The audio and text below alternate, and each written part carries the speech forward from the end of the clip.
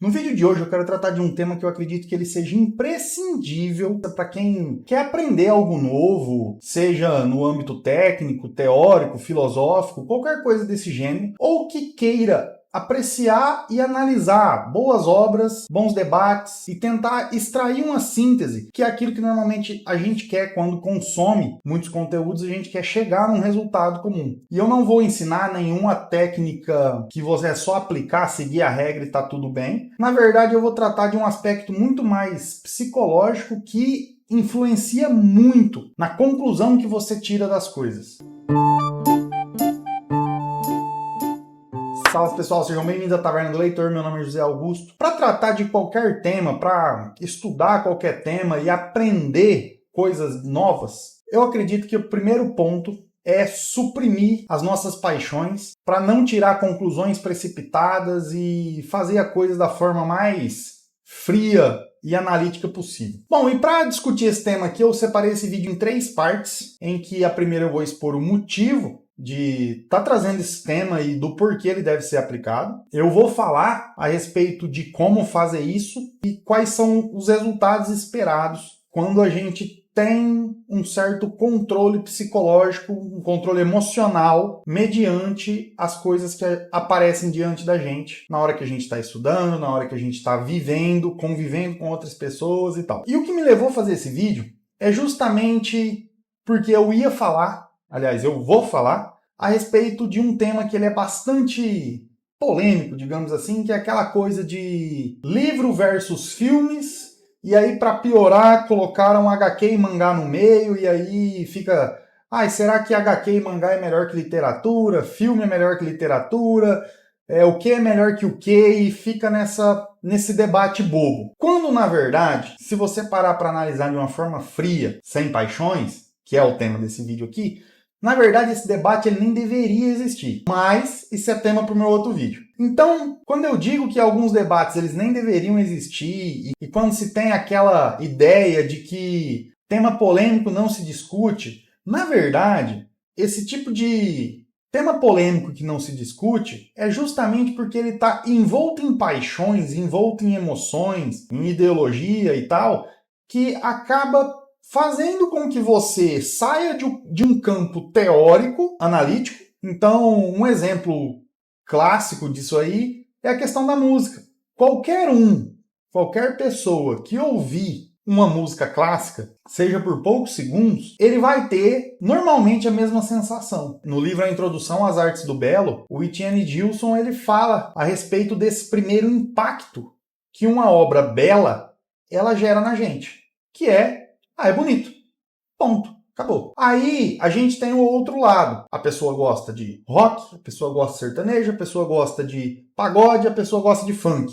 Normalmente, quem gosta de algumas dessas outras músicas, ao se deparar por segundos ouvindo outro tipo de música que ele não goste, ele na hora já vai falar, nossa, tira isso daqui, desliga isso. Então, a gente consegue chegar a uma conclusão que existe um tipo de música, existe um tipo de som que ele é agradável universalmente. E é aqui que entra essa questão da supressão da paixão. Porque eu não vou conseguir aprender algo melhor do que aquilo que eu gosto, eu não vou conseguir compreender algo melhor do que aquilo que eu já defendo de unhas e dentes, se eu não abster dos meus sentimentos. Se eu ficar apegado àquilo que eu já conquistei, aquilo que eu já gosto, eu não vou para frente. E quando eu digo que existem alguns debates, como esse das HQs e da literatura e filme, eles são desnecessários, é justamente por isso. A galera que defende livro, ela vai usar os argumentos para dizer que livro é melhor, e a galera que gosta de HQ, ela vai usar os pontos positivos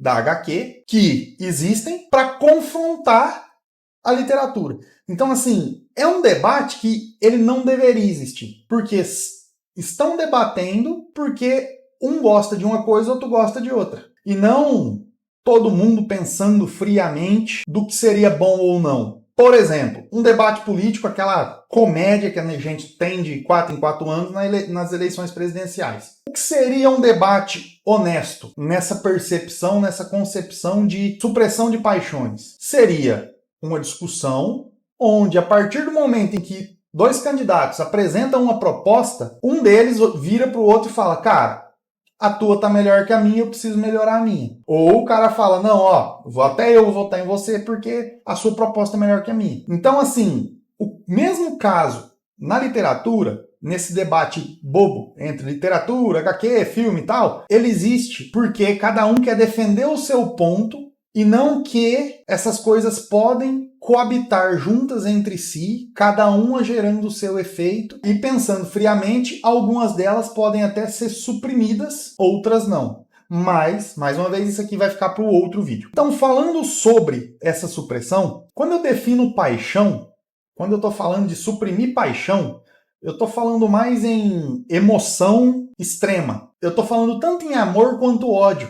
Por mais que você deteste uma coisa, ou por mais que você ame muito outra coisa e tal, um confronto honesto, só para você, é o que de fato vai gerar o resultado frutífero. E tem um ponto nessa questão, quando você vai para um debate apaixonado, quando você vai para uma reunião, até uma reunião de emprego, alguma coisa do tipo, com a emoção, deixando essa emoção transparecer, deixando isso tomar conta, deixando as suas conclusões serem dominadas por aquilo que você gosta e desgosta, você não só comete um erro de conclusão, mas você comete um erro de premissa.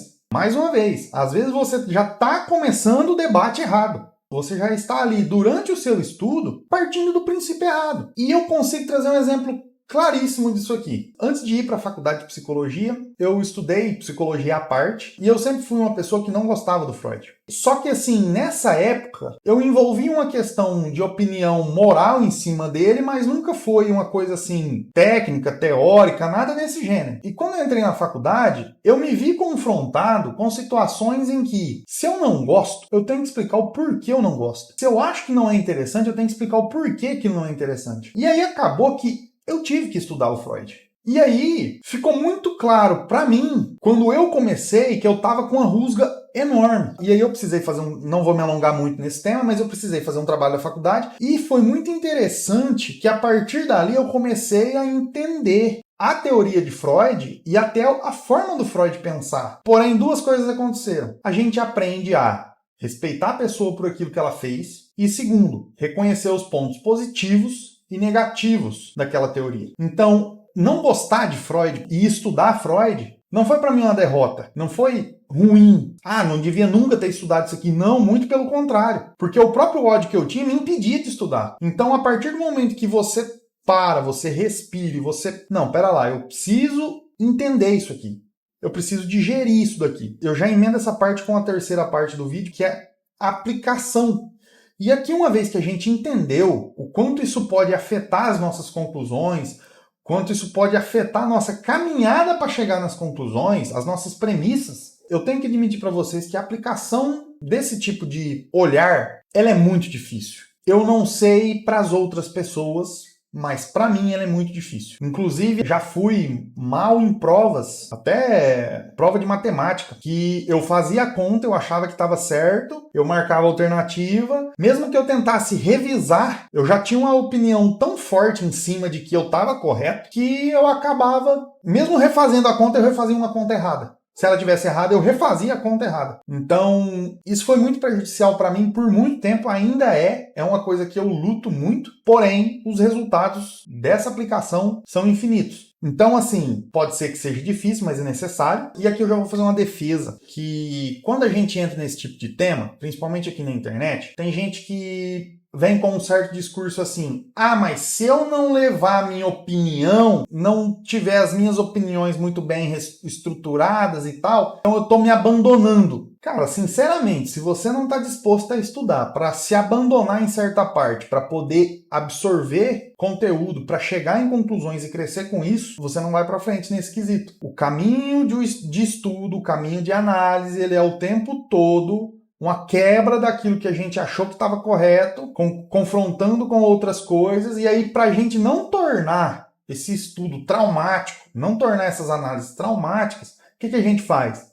Suprime o que você tem de paixão, que você tem de opinião, que você tem de emoção e tenta olhar aquilo de uma forma mais tranquila, mais calma, mais clara. E assim, você não vai ser um ser superior por conseguir fazer isso, nem nada do gênero. Isso pode te ajudar muito a criar uma visão honesta a respeito do que você está estudando, do que você está comparando, principalmente nessa época de internet, comparação é mato. Então assim, como é que você aplica isso de fato? Primeira coisa, tudo que você consome, você tem que entender. Quando você está lendo um livro, até livro de literatura, você tem que deixar que o autor te guie no livro. Não ficar com birrinha durante a leitura, não ficar com picuinha durante a leitura, não ficar com raiva durante a leitura. Primeira coisa, quando você está imerso naquele tema, quando você se propõe a ouvir o que alguém está dizendo, você abaixa a cabeça, ouve e se esforça para entender. Zé, eu preciso concordar? O melhor dos mundos seria que você conseguisse abrir uma caixa na sua cabeça, conseguisse entender e acreditar naquilo, e depois você, de uma forma isenta, e depois você encaixar aquilo no que você de fato acredita e imprimir as suas opiniões, as suas conclusões em cima daquilo. Eu sei que isso é impossível. Então o mais correto vai desarmado. Solta essa raiva, essa picuinha que tem com algumas coisas e vai. Se deixa levar pelo autor, se deixa entender pelo autor, dialoga com o autor, tenta entender o ponto dele, tenta entender a forma de pensar e aquilo compreendido uma vez, aí você traz aquilo e tenta aplicar os seus pontos. Vai se fazendo perguntas não tão agressivas, mas perguntas honestas. Porque às vezes você de fato estudou um conteúdo que rebate aquilo que você está estudando. De fato você vive alguma coisa que rebate aquilo que outra pessoa está dizendo. E aí, durante esse confronto, durante esse estudo, o que você faz? Sem paixão nenhuma, você levanta questionamentos honestos com base naquilo que você já tem para ver se a obra vai te responder. Então, é um método muito bobo quando a gente está falando, só que no momento de aplicar isso aqui, é infernal. Para algumas pessoas é muito difícil, mas é extremamente frutífero. O seu estudo vai se tornar outro, a sua forma de analisar as coisas, a sua forma de tirar conclusões das coisas vai ser outra a partir do momento em que você conseguir colocar a sua paixão de lado, as suas opiniões de lado, até porque, convenhamos, opinião não é certeza de nada, então opinião é opinião, e a partir do momento que você faz isso, você consegue se livrar de um peso e da culpa de estar errado. E nesse quesito tem uma coisa que eu acho muito interessante, que assim, todo estudo, todo ato de compreensão, ele é individual. Individual. Então, se você não se deixa individualmente suprimir ali as suas paixões sozinho, no seu estudo ali, no seu momento de assistir um filme mais complexo, alguma coisa assim, se ali você não deixa a sua emoção para você conseguir tirar uma conclusão, muito dificilmente você vai fazer isso na frente dos outros. E assim, em épocas de internet, vir aqui gravar um vídeo, colocar, subir no YouTube, nossa, você acha que não passa pela cabeça o que as pessoas vão dizer? Será que não vai ter gente, vai rebater, vai criticar e tal? Passa! Só que assim, quando eu venho aqui gravar um tipo de conteúdo desse, emitindo, claro, aqui vai um pouco da minha opinião, um pouco da minha experiência, e a minha opinião é com base na minha experiência de vida, nas tentativas e erros aqui que eu fiz, mas assim, foi justamente suprimindo o que eu acho, o que eu desacho de tudo isso, que eu falei, cara, eu acho que isso aqui é um tema muito importante para se tratar. Então, faça isso individualmente, você não precisa postar na internet que você está indo contra a sua ideologia ou contra a sua forma de ver o mundo, e estudando um tema diferente. E às vezes você vai estudar um tema diferente, um tema que vai contrário àquilo que você acredita, assim como comigo aconteceu com Freud, com você vai ter mais certeza e mais bagagem ainda para rechaçar aquele conteúdo que você tinha preconceito com base no que você é, no que você acredita.